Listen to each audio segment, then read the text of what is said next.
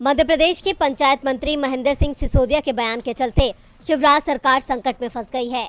सिसोदिया ने पंचायत प्रतिनिधियों और पंचायत सचिवों के सम्मेलन में आई एक शिकायत के जवाब में कहा था कि जब आप लोग मंदिर में जाते हैं और अपने स्वार्थ के लिए भगवान को प्रसाद चढ़ाते हैं तो फिर अपने स्वार्थ को पूरा करने के लिए अधिकारियों को प्रसाद क्यों नहीं चढ़ाते।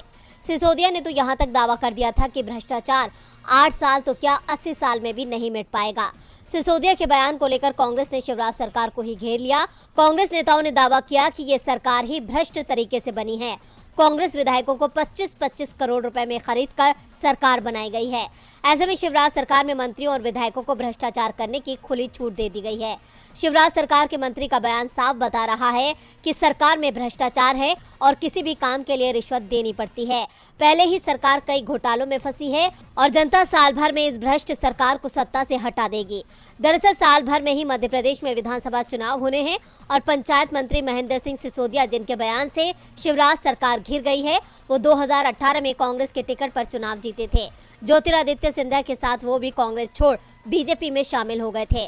कांग्रेस के 2 दर्जन विधायकों की बगावत के चलते राज्य में कमलनाथ की सरकार चली गई और बीजेपी की सरकार बन गई। लेकिन अब सिसोदिया के बयान ने शिवराज सरकार की पोल खोल दी है। मंत्री के बयान से जब सरकार घिरे तो बचाव के लिए शिवराज ने मंत्री को कारण बताओ नोटिस जारी कर दिया। उनसे पूछा गया कि इस तरह का बयान उन्होंने क्यों दिया है। नोटिस जारी होने के बाद सिसोदिया की ओर से सफाई आई है कि उन्होंने हल्के फुल्के अंदाज में बयान दिया था। कार्यक्रम में काफी अच्छा माहौल था, हंसी मजाक चल रहा था। ऐसे में मेरे बयान को उसी अंदाज में लिया जाए। सिसोदिया ने यहां तक कह दिया कि अभी उन्हें कोई नोटिस नहीं मिला है, अगर मिलता है तो वो जवाब दे देंगे।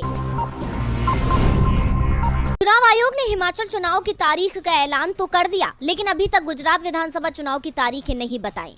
हाँ, ये संकेत जरूर दे दिया कि मतगणना 8 दिसंबर को होगी, जिससे पहले ही विपक्ष चुनाव आयोग पर सवाल खड़े कर रहा है। और इसी बीच अब चुनाव आयोग के एक और फैसले के चलते वो विपक्ष के निशाने पर आ गया है। इतना ही नहीं, उस पर बीजेपी सरकार का साथ देने के आरोप भी लग रहे हैं और इसकी वजह है गुजरात चुनाव से पहले चुनाव आयोग और गुजरात की कंपनियों के बीच हुआ अहम समझौता, जिसको लेकर कांग्रेस ने अब बीजेपी सरकार पर निशाना साधा है। कांग्रेस ने आरोप लगाते हुए कहा कि मोदी सरकार की तरफ से अपने नापाक इरादों के लिए चुनाव आयोग का दुरुपयोग करने का एक और उदाहरण सामने आ गया है। किसी को भी वोट देने के लिए इस तरह से मजबूर नहीं किया जाना चाहिए। किसी खास पार्टी को वोट देने की तो बात ही छोड़िए।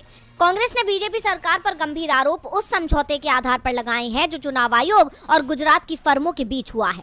दरअसल चुनाव आयोग ने पहली बार गुजरात में 1000 से ज्यादा कॉर्पोरेट घरानों के साथ एक अहम समझौता किया है, जिसके तहत वोटिंग नहीं करने वाले कर्मचारियों पर नजर रखी जाएगी। ये कॉर्पोरेट घराने न केवल अपने कर्मचारियों की चुनावी भागीदारी में निगरानी करेंगे, बल्कि अगर कोई कर्मचारी वोट नहीं डालता है तो ये कॉर्पोरेट घराने अपनी वेबसाइट्स या ऑफिस के नोटिस बोर्ड पर वोट नहीं देने वालों के नाम प्रकाशित करेंगे। अब इसी समझौते के चलते कांग्रेस ने बीजेपी को घेर लिया है और चुनाव आयोग के सहारे लोगों पर वोट डालने का दबाव बनाने का आरोप लगाया है। कांग्रेस मोदी सरकार पर ये आरोप पहले से ही लगाती रही है कि वो कॉर्पोरेट घरानों के लिए काम कर रही है और अब इनकी मदद से वो चुनाव जीतने की कोशिश में भी जुट गई है।